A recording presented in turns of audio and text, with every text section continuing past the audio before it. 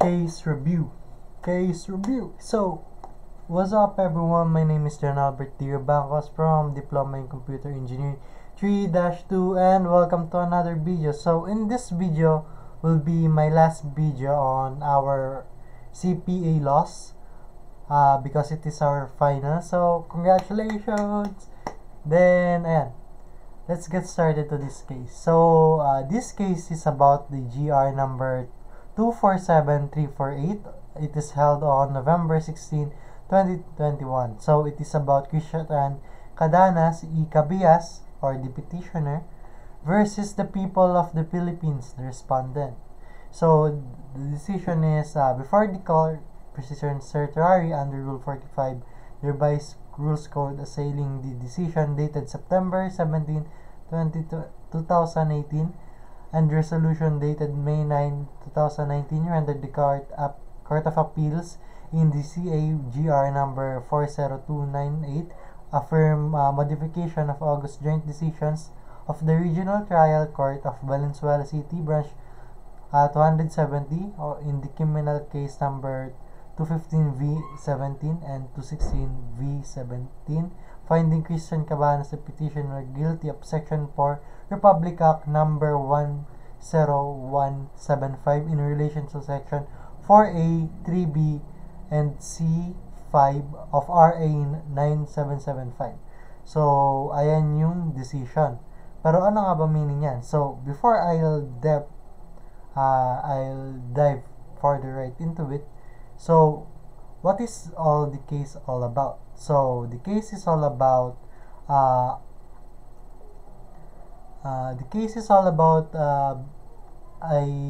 24-year-old Christian Cadahas met the 14 years old AAA. It is censored in this because of the victim is underage. So, this 24 years old, let's call him CC, met AA at a canteen that he worked on.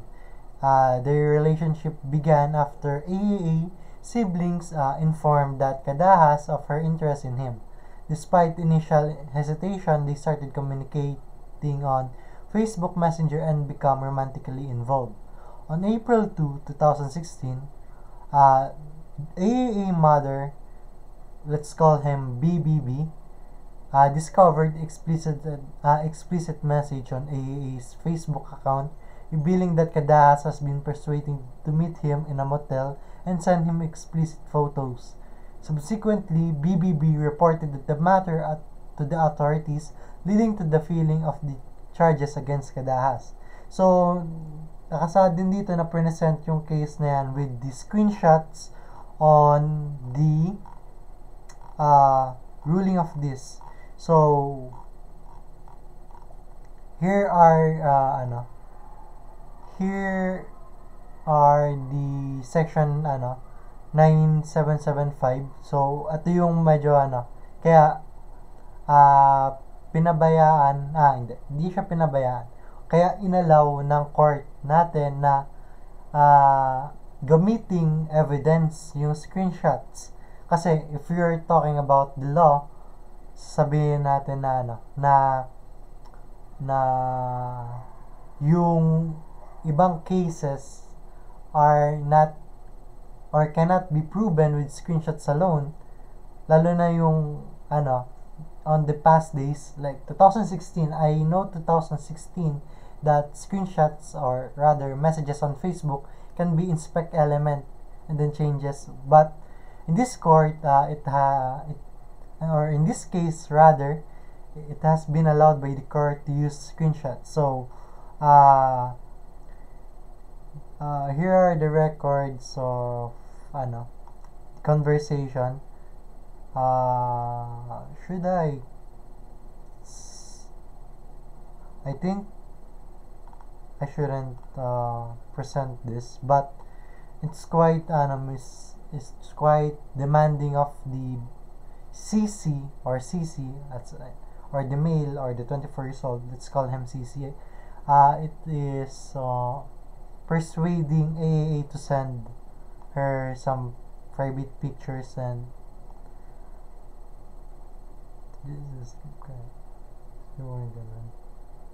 Then, this conversation has been presented in the court, and then the court said that if uh, if the suspect is meant if the suspect meant the messages or like that, then the suspect argued that it's just a trip lang. Then ayun, then the court says you are joking, ganun ba? Said then the Mr. CC said yes, Your Honor. But likewise, I said nakahubad na, which by that term puts CC on a difficult position because it is said that it's not voluntary, meaning napilitan siya.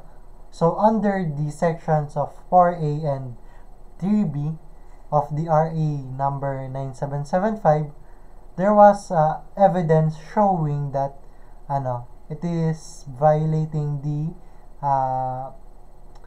cybercrime on sexual and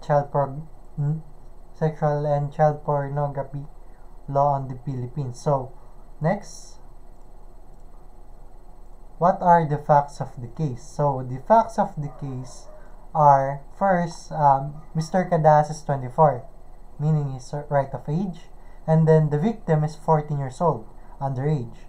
Then, they started when the younger sibling of AA told the Mr. CC that AA had a crush on him. Then, ayun, they had a relationship. Then, on June 2016, the mother of AA learned their relationship. Then, by October 2016,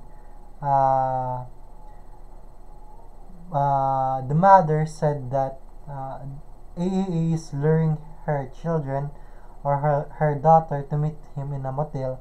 And then, they also found conversations leading that the 24 years old Mr. CC is forcing AA to send photos of private parts. Then, the petitioner was charged for the violation section 10A RA number 7610 for child pornography, and then penalized under the sections 4C2 under the RA 10175 under relations of 4A 3B and C of RA 9775. The petitioner entered the plea of not guilty on both charges during the arrangement. So, but they later, wait, meron ba akong PowerPoint? Ayan. Okay, meron para akong PowerPoint. So, that's the facts. So, what are the issues of the case? First of all, there's a huge issue of this because it's, first of all, AA is minor and CC is if you think of that as a law side, it is considered child pornography. And even tawag dito, let me search.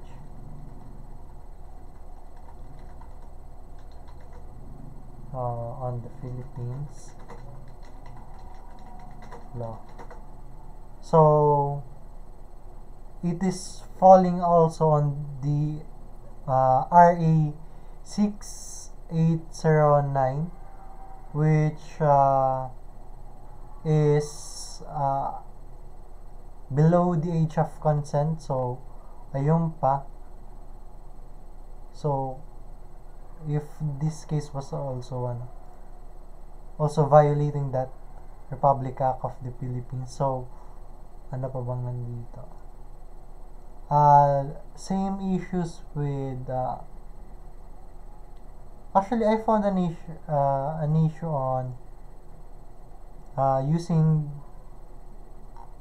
if I am the if I am the tawag dito, if I am the lawyer of Mr. CC, I would petition a right of privacy based on the presentation of the screenshots, but the court rather agreed to present this because there are cases, like for example on the case on 2014, there are cases of this, like this case, which is also about child pornography and such. They allowed screenshots, so they based on that case that it is allowed. So ayun, ito, People versus Marty, so the Bill of Rights, and then under the Constitution of Zulueta v. Court of Appeals, so it is admissible because of the order of the court.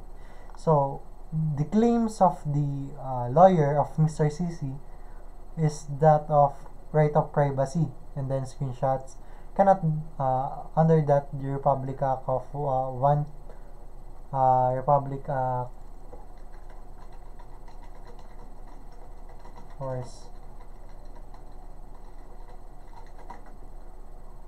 Republic Act 10173 and Republic Act 9995 says that screenshots cannot be used, but well, the court's reasoning is reasonable. So ayun, the petitioner expectation of privacy animates that his Facebook Messenger account is password protected, that no one can access the same except himself.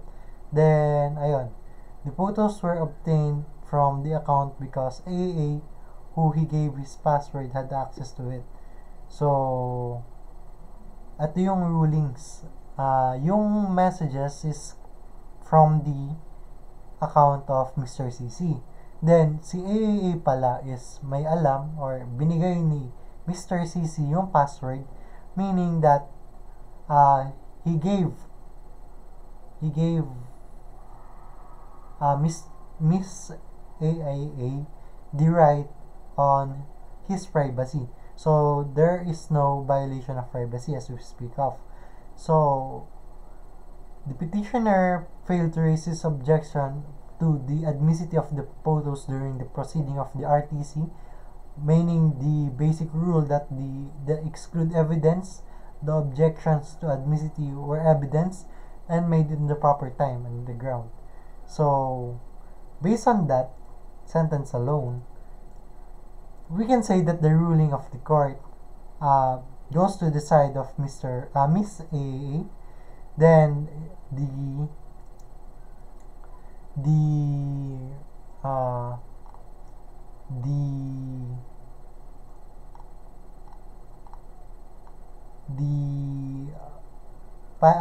the final wait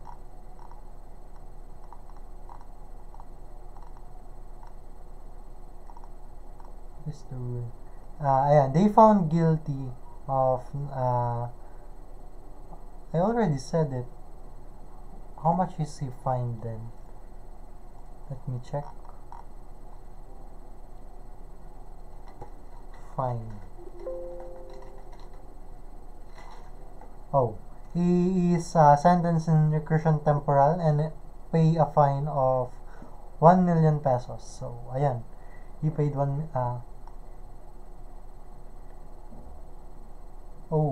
I think di siya makapagbayad.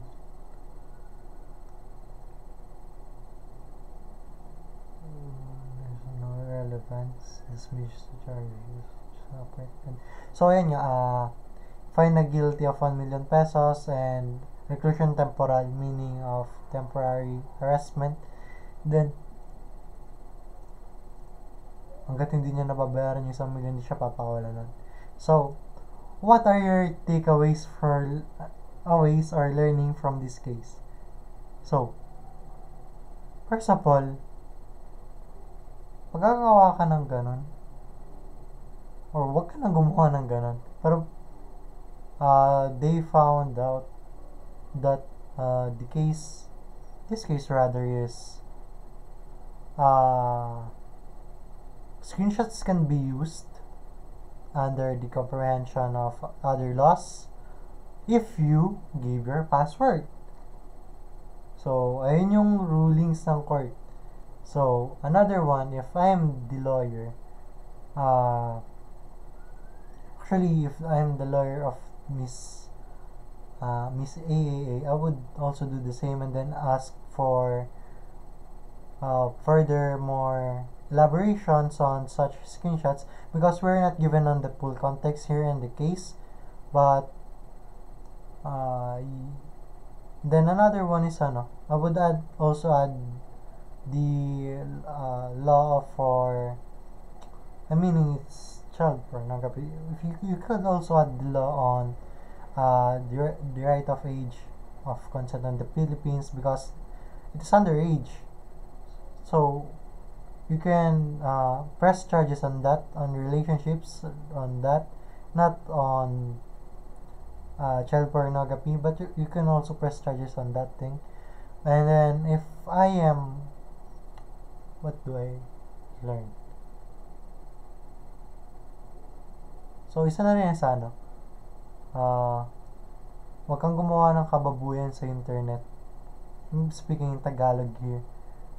So if you're gonna do things like this or shouldn't have do things like this, mo nang gawin sa internet. Sira ulo ka ba? Masira ulo ka pala pag ginagawa mo yan. So, that's all for my finals and tapos na tayo sa law. See you on the next video. Bye.